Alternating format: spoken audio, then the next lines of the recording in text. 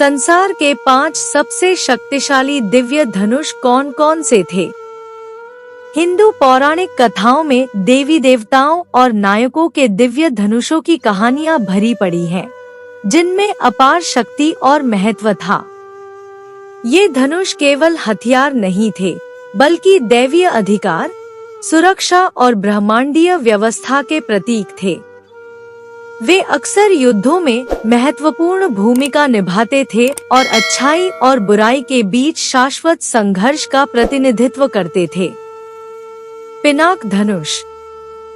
पिनाक धनुष को हिंदू पौराणिक कथाओं में सबसे शक्तिशाली दिव्य धनुष माना जाता है, क्योंकि यह विध्वंसक भगवान शिव का है। ऐसा कहा जाता है कि पिनाक धनुष इतना शक्तिशाली था कि देवता भी इसकी शक्ति से डरते थे। पौराणिक कथाओं के अनुसार भगवान शिव ने राक्षस त्रिपुरासुर के 3 शहरों को नष्ट करने के लिए पिनाक धनुष का इस्तेमाल किया था। इस उपलब्धि के बाद भगवान शिव ने धनुष को सुरक्षित रखने के लिए भगवान इंद्र को दे दिया और अंततः यह सीता के पिता राजा जनक के पास आ गया। रामायण में भगवान राम ने स्वयंवर के दौरान सीता का विवाह जीतने के लिए पिनाक धनुष को तोड़ा था। कोदंड धनुष। कोदंड धनुष को भगवान विष्णु के 7वें अवतार भगवान राम ने रामायण की घटनाओं के दौरान इस्तेमाल किया था। यह दिव्य धनुष अपने अचूक निशाने के लिए जाना जाता था, क्योंकि इससे छोड़ा गया तीर कभी भी अपने लक्ष्य से चूकता नहीं था।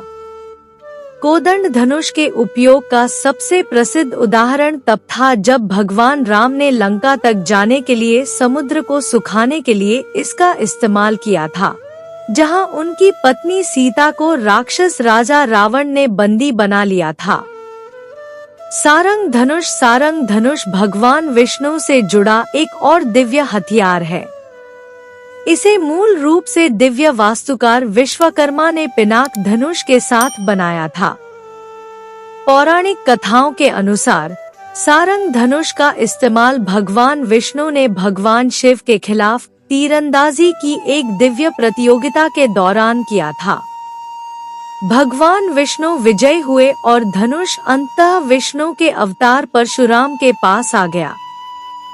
परशुराम ने बाद में सारंग धनुष भगवान राम को भेंट किया, जिन्होंने इसे समुद्र के देवता वरुण को दे दिया।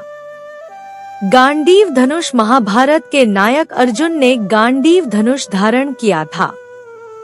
यह एक दिव्य धनुष था जिसकी ध्वनि इतनी भयानक थी कि दुश्मनों के दिलों में डर पैदा हो जाता था।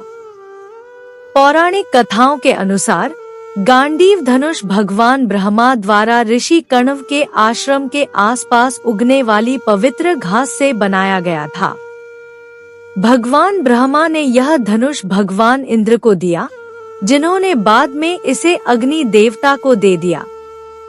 अग्नि ने बदले में खांडव वन के दहन के दौरान इसे अर्जुन को भेंट किया। विजया धनुष। महाभारत के समय में अपने समय का सबसे महान योद्धाओं में से एक कर्ण ने विजय धनुष का प्रयोग किया था। ऐसा कहा जाता था कि यह अविनाशी है और इसे धारण करने वाले को कभी हार नहीं मिलती। कर्ण ने यह धनुष अपने गुरु परशुराम से प्राप्त किया था, जिन्होंने शुरू में उसे ब्राह्मण होने के बहाने युद्ध की कला सिखाई थी। हालांकि कर्ण के वंश की सच्चाई जानने के बाद परशुराम ने उसे श्राप दिया कि वह एक महत्वपूर्ण क्षण में अपना ज्ञान भूल जाएगा। इसके बावजूद कर्ण धनुष के साथ अपने कौशल के लिए प्रसिद्ध हो गया। हालांकि उसने कुरुक्षेत्र युद्ध में शायद ही कभी विजय धनुष का इस्तेमाल किया हो। शक्तिशाली धनुष का महत्व। हिंदू पौराणिक कथाओं में दिव्य धनुषों का महत्वपूर्ण स्थान है, जो दैवीय शक्ति और दुर्गम चुनौतियों पर विजय पाने की क्षमता का प्रतिनिधित्व करते हैं। इनमें से प्रत्येक धनुष की अपनी अनूठी कहानी और प्रतीकात्मकता है, जो हिंदू पौराणिक कथाओं के समृद्ध और विविध पहलुओं को उजागर करती है।